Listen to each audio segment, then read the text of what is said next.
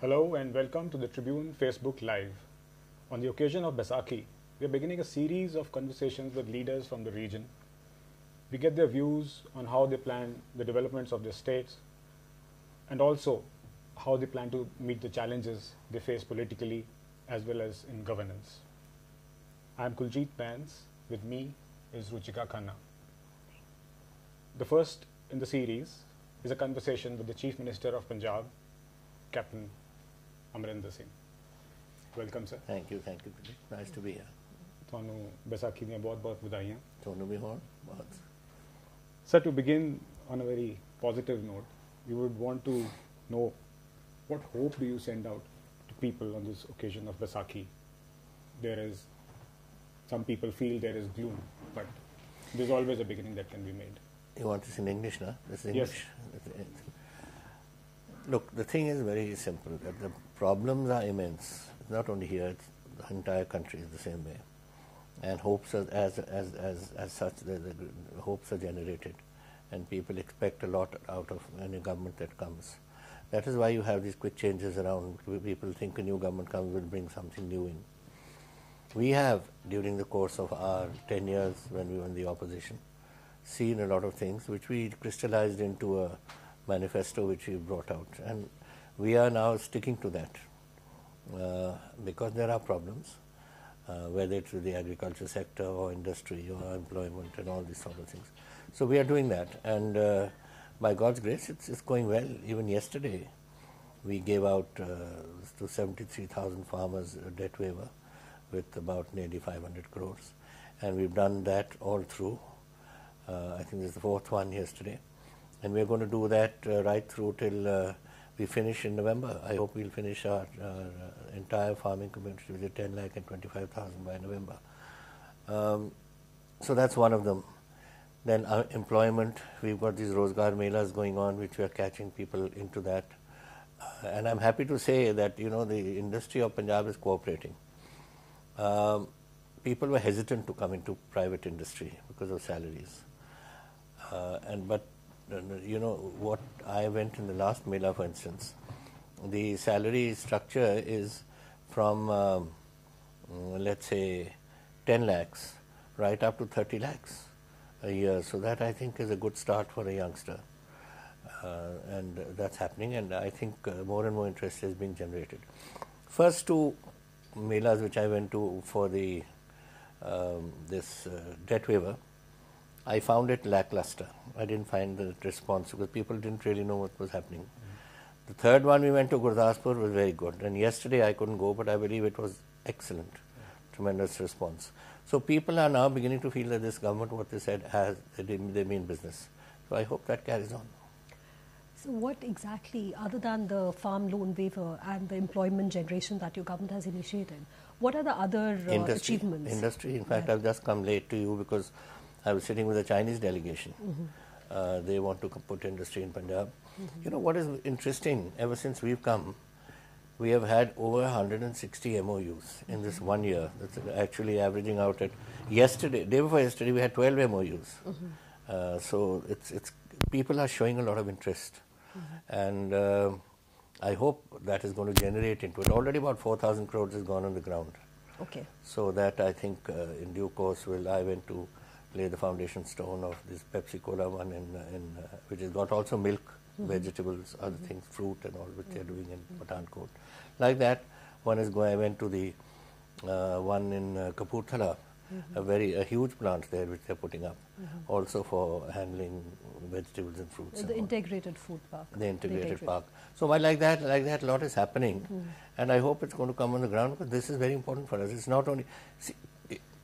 in 10 years' time, you're going to find 7% of your rural population having moved. Already they're moving, but in 10 years, the figures are that 7% will move to the towns. So that is going to be, and that is why is that happening? Because lands are shrinking, land holdings. And therefore, it's important for us that industry comes. Otherwise, where will these people go? But does that not bring a lot of pressure on your cities? Absolutely. Urban development, that is why what we've started now, for instance. So far, all our cities are fed by tube well water. I have now gone in for 4 cities. Amritsar, Jalandhar, Ludhiana and Patiala for canal waters. Okay. And we are starting that off. The projects are already gone. People ask me, we put in 200 rupees a month tax. Usme kya fark pad jayega ye 200 ke saath? Why we've done it is because our international financial agencies, the ADBI or whether it is the World Bank, insist on us putting some sort of tax onto the people if they want to contribute. And they say, if you don't do it, then we won't contribute. And I need that money to make these water projects and others through. So we keep hearing of the state's finances being in difficulties. Every now and then there are stories of salaries not being paid on time. There are different reasons each time, but that's how it seems. And of course, that huge debt burden is always there. Now, do you realistically hope that within 5 years, you will be able to sort out the mess that has accumulated over the past 15 years maybe? I don't think you can do And away how? with everything. Because, you know, the problems, as I said, are immense. But yes, certainly if you start now, gestation period normally for industry are 2 to 3 years, and I hope we'll be able to bring them in, because it's not only jobs, it's tax on them, which goes to your exchequer, which is required by the state. So these sort of things, I do hope that will happen. In the agriculture sector, we are going for major diversification, and that I think everyone, in fact, we've just set up a diversification committee today, which I'm chairing, which is going to start this thing off on a very intensive basis. And then, unless that happens, I mean, for instance, Baramati was Sharad Pawar's constituency. It's a whole district. And there's not one blade of rice or wheat there. It's either sugarcane or fruits. So if it can happen there, why can't it happen here? And that's what we are looking at, that sort of thing. I mean, sorry to interrupt. Agriculture, the Green Revolution, when it was first brought in, a huge amount of money was spent to introduce wheat, the new varieties and paddy and all of that. Now, if you hope to achieve some reasonable amount of diversification in terms of the land that goes under it, where would you get that kind of money all over again to push that? No, I don't think that is the case. That it's, you know, the Punjabi farmer is a very enterprising character. If he sees there's money in something, he'll switch. What has happened then, it so happened to coincide with my leaving the army when the Green Revolution came. I was farming, I still farm. And I remember that time we got these Mexican wheats, which was PV18 and Lama Rojo and all that. And then we got the Philippines rices, which was the IR8 and all, which came in. And people saw money, and within 2 years you had nothing else but that wheat and this rice. And there was no money given to the farmer for that purpose. It was given for research. Where we lack today is that's research. What I mean, the infrastructure for introducing all of this. And University is there. It came up at that time, and it was a very strong university. Sadly, that is not so today. And therefore, we are going to have to provide a lot of money for research. We have done it this year. I've given it to the university this year. They haven't had money for a long time for research. Only research projects that are going on, for instance, in the PAU, is the money provided by the ICAR for Government of India for doing research on various projects there. That has to come in. And I think once, what do we want, for instance? Take this Pathankot project. This is working with Tropicana. Tropicana is one of the world's biggest producers of juice. I wanted to bring them last government, and I did bring them. At Jalrawal, we had a huge plant there, and the reason was that we managed to convince them that your entire dump of fruit pulp outside the United States is China. And if China has any trouble with geopolitical China, then you're starved of that. So think of an alternative source, and that's how India came in, Punjab came into that. Then, of course, this Akali government wanted to go to Israel, and whatever we do, they want to do the opposite, so they went somewhere else. But they are back. This Pathankot project is Tropicana, and they are going to, so it's back, and Jalrawal we are getting moving.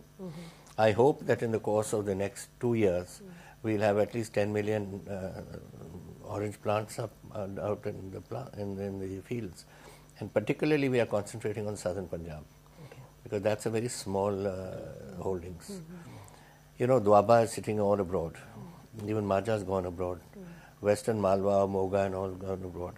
This whole area of Sangrur and Mansa and all is a very poor area. The farming crisis also is essentially there. Yes. Exactly that. And that is where I want to give drip irrigation, put the plants in, and then, of course, the buying for the plants. Sir, the issue again comes back to the fact that we do not have enough money for research. And over the past few years, the Government of India has actually not been coming to our help. You know, you have also been you've also been going and meeting the Prime Minister, you've been, taking up Punjab's case for more funding. But the Government of India, why is it that they don't seem to be interested? The Government of India can't give you money like this because they have a budget too, like we have a budget. And I can't tomorrow, if Amritsar says give me another 500 crores, I can't give it. I don't have it. Similarly, what they provide for Punjab or for Haryana, it's all limited to the Planning Commission and or the Niti Aayog to produce it. So it's really, we don't, it's for special projects where you can go, and sometimes they do have money tucked away in the Agriculture Ministry or Commerce Ministry or something that you can try and target and get it out. No, it's not money that is something that is just not available. It's a question of getting your priorities right. Why was that money spent on Sangha Darshans? It's a waste of time. Today we are in a modern age. You have to have planning. You have to see how you put your money in to get the best results, not just doling out cash to people and all this sort of thing. Had that money been put into research, we wouldn't have had a problem. Today we are earmarking all these funds for projects which will really benefit the state as a whole, rather than give it to a village or something like this. So how do you propose to take the state, back on a growth trajectory? I think this is the only way. This interest which is being shown, which something I think is, I don't know why it is there, but certainly in the last 1 year, we've had more interest in Punjab than they've had in the last 5 years. And that I think is interesting. And if that can come on the ground, then certainly it's going to help the growth. Growth is what is growth? Growth is your economic growth. Economic growth means your agricultural growth and the other growth. The trouble is that we have been looked at for too long as only the producers of food. And because the rest of the country wasn't growing it, so Punjab ko pakdo, unse karwao.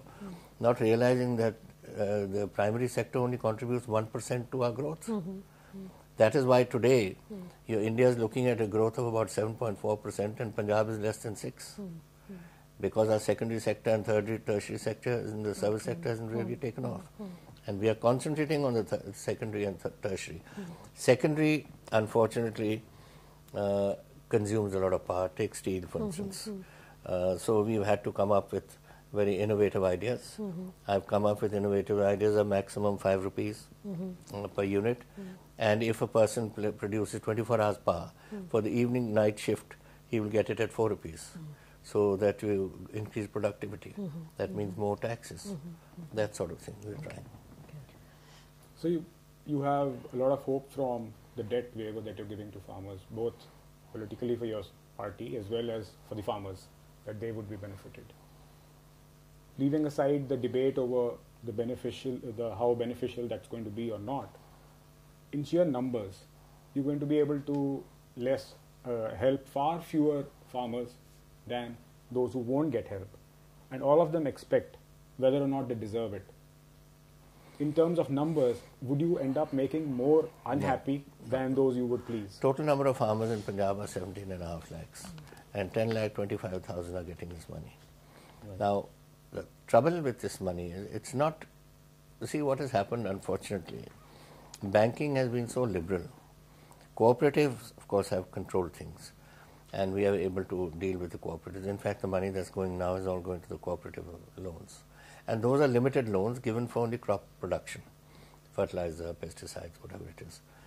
The private sector came in and they have given money up to 20 lakhs, 25, 30 lakhs to a guy who has 10 acres. And that continues, I believe. That is the one that's the worst. Yes. And we have to put our screws on that because it's, it's keeping up with the Joneses. I mean, if you have a motorcycle, then I will say, I want a motorcycle. Father says, you only have 2 acres of land. He says, I don't care, you produce me a motorcycle. You know, that is the sad part. And that is what put most of the people in this mess. Would you be able to do something about the Arthia loans? Because they are the ones that really trouble the farmers at huge interests, and there's no law to check that. There was a assessment done to find out whether the people would like to get direct checks, direct payment, or through Arthias. Only 14 people in the whole of Punjab have said we want direct payment. 1-4, that's it. And they don't want to work, because the reason being, again, if tomorrow I suddenly find my child is ill and I don't have money, you can knock at the door at 1 o'clock in the morning, the Aarti opens it and gives you the cash to go. Where will the cooperative bank do this? So the people want to stick to that old system. So of late, the CMO has been in the news for not so very pleasant reasons. Be it the infighting in the Punjab police, or be it earlier it was the infighting in the CMO. How do you propose to deal with this? No, there's no fighting in the CMO. We have no problem in the CMO. Fighting in the CMO. Talking about the Suresh Kumar controversy. That is not a controversy. I have every right to choose whoever I wish to be my person in charge. I mean, everyone has had it.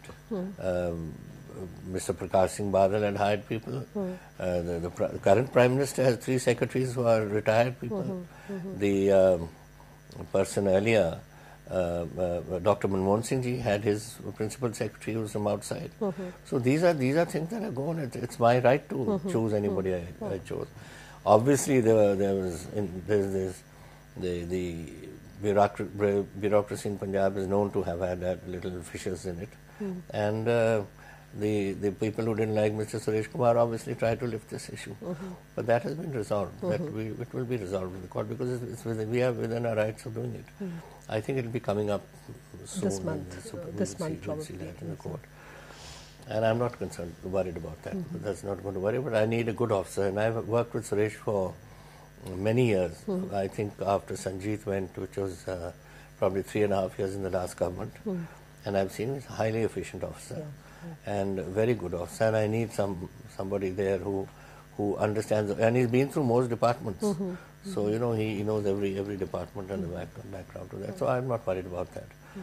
As far as the police, which you are talking about, again, it comes to some sort of a personality clash. Now, this is the problem which I'm faced with. In the defense services, you have a pyramid structure. One man gets to the top, and the others fall along the way. That's the way it should be. That's right. It used to be in India, in Punjab, joint Punjab, for instance, when Haryana was there, Pepsu was there, parts of Himachal and Punjab, we had one IG. Now, I have, I'll read them out to you. I have 10 DGPs, 20 ADGPs, 34 IGs, and 12 ADGPs. So if you add them all up, they're nearly 100. Are these all sanctioned posts? Sorry, these are exactly, this is what's happening in India today. Yes. It's a vertical rise of everyone. Yes. And a time is going to come that you won't know what to do. That's why we had to do away with this DIG rank and just put IGs there. Otherwise, what were my IGs going to do? Jitne ye hai, itne to thane hai Punjab mein. These numbers are there. So it's become a big problem for us how to deal with these people. But a lot of people also tend to think that there was a... Now you wonder on the score of these IGs, which you come. I've got 7 zones and 3 of these directorates, which are in Amritsar, that's 10 altogether, which are IG posts. And IGs and DIGs will become by next year or so, IGs.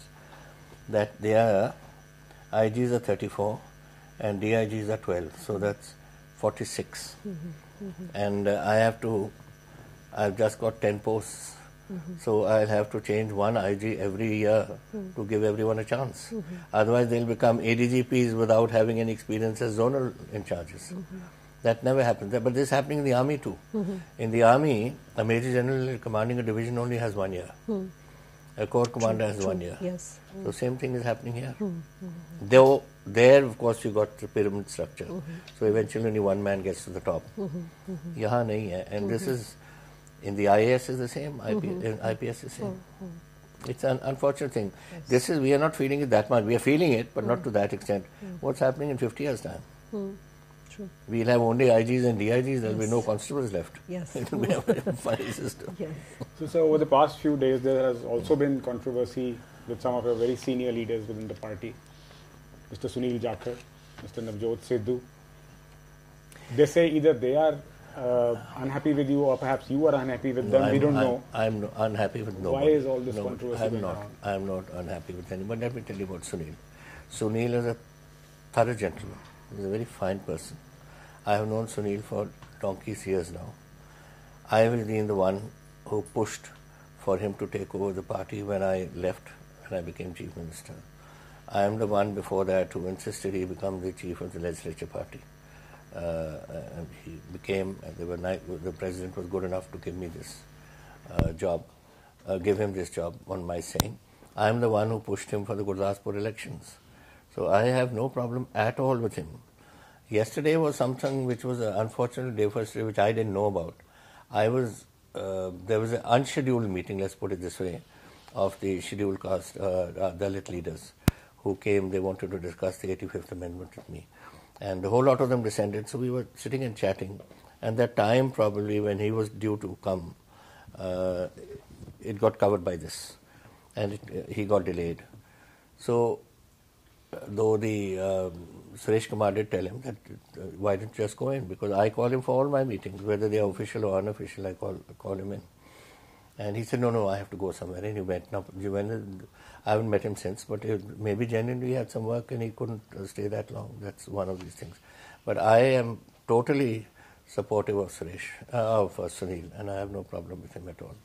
As far as Navjot is concerned, please you must understand that this case started 30 years ago, in 1988. It started with the trial court. Government of Punjab took a stand there, whatever it was. Then that's where your evidence is given. And then you come to the High Court. And again, it was the Punjab government took a stand. Now that case has gone to the Supreme Court, where there's no new evidence given. It's basically on a point of law. It's gone. Now here, how can the Punjab government make a different stand to what it has been taking for the last 30 years? It has to be the same stand. Otherwise, you will ask me in the Tribune tomorrow morning, is that either you're telling lies now or you were telling lies then. But then governments do play politics. But I'm not playing politics. That's having said that, that's one side of the story. Having said that, with me, I've known Navjot since he was a little boy. His father is a Patialvi. His father was when my mother was DCC president, he was our general secretary. In those days, we had one general secretary. And then he became our advocate general. I watched him grow as a little boy into a cricketer, fine cricketer. He's, in these 30 years, contributed a great deal, both in sports and cricket and other things and all. And I hope this, of course, case is on. But I hope that this is all taken into account when the judges finally do make their decision, that he has contributed a great deal to the country, to society. He has, a lot of things which you all probably don't know. He's a great person who, what should I call him? He's if he finds somebody who's in need, he goes out of the way without telling anyone to help him. Whether it's an individual or whether it's some collectively or something. His own money. No, he doesn't take money from the government at all. And he's completely above board. Does that bother the government that he spends his own money? No, I mean, sometimes you find people and you do this. No, it doesn't bother the government at all. But I'm just trying to show the character of the man. He's that sort of a person. Sometimes it happens that you come across somebody and you feel that you need to do something. And governments take too long. Yes. I mean, I know files which came to me 6 months ago, now they're coming to completion. You go through so many departments zigzagging through that it just never ends. It's an unfortunate part, but that's the bureaucracy, the way it functions.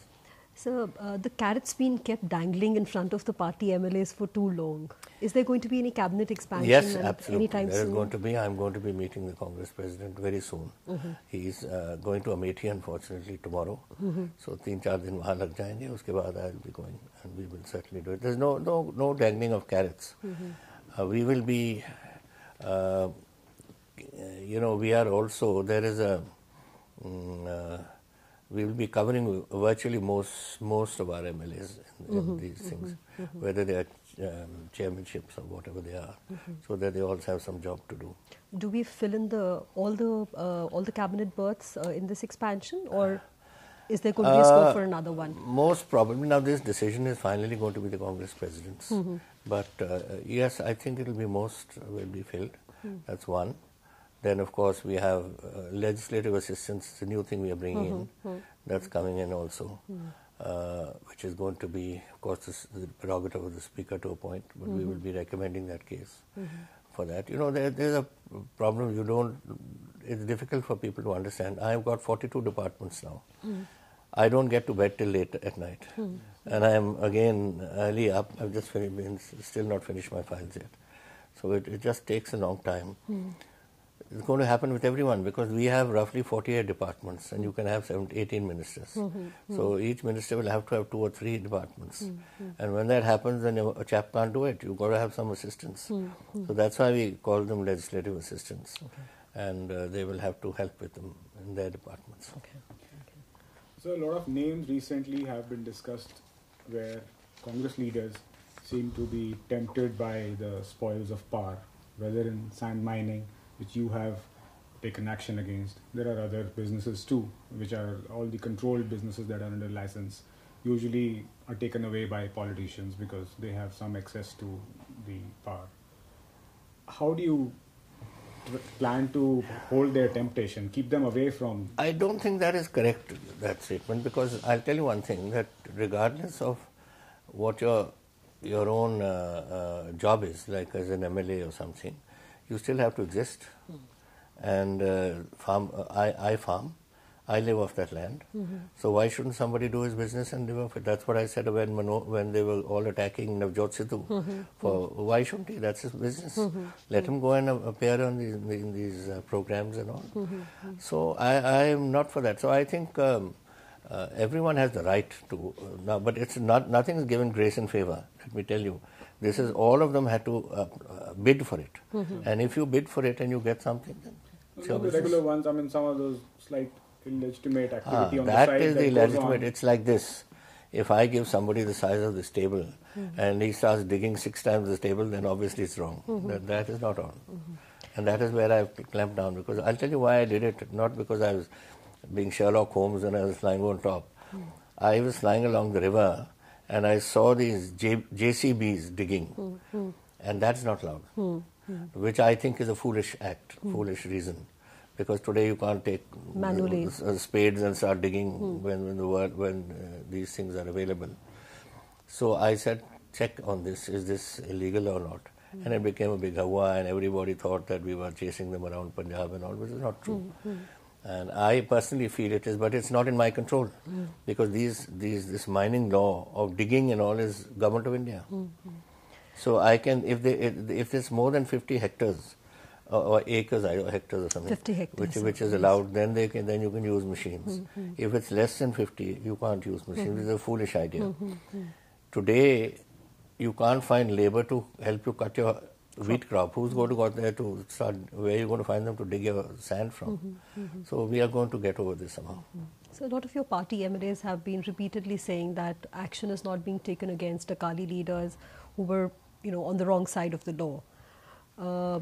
See, I can't just. Is the government going soft on them? I can't. There's no question of going soft on anyone. But I am not one of those who's going to just go and, because I don't like somebody, I go and catch him. Do you know? It is now 2007 we gave up, and 2007 the Akalis registered cases against me. I'm still going to the courts. I'm Chief Minister, but I still go to the courts, and they're not over. So technically speaking, I should be the bitter one, But I'm not bitter. I think this is part of it. We'll take it on. But I don't. If they've been crooked, I don't want to be crooked on that score. I want to be as fair as we can and run as fair a government as one can possibly do. Thank you so very much, sir. It's been a pleasure talking to you. And this is the first initiative by the Tribune. So from all of us at the Tribune, we thank you for joining us today. Thank you very much, readers, for watching this with us. This was Captain Amarinder Singh, Chief Minister of Punjab, with the Tribune. Thank you. Thank you, Buljeet. What about some tea? Chai mangai? Yes. And we had some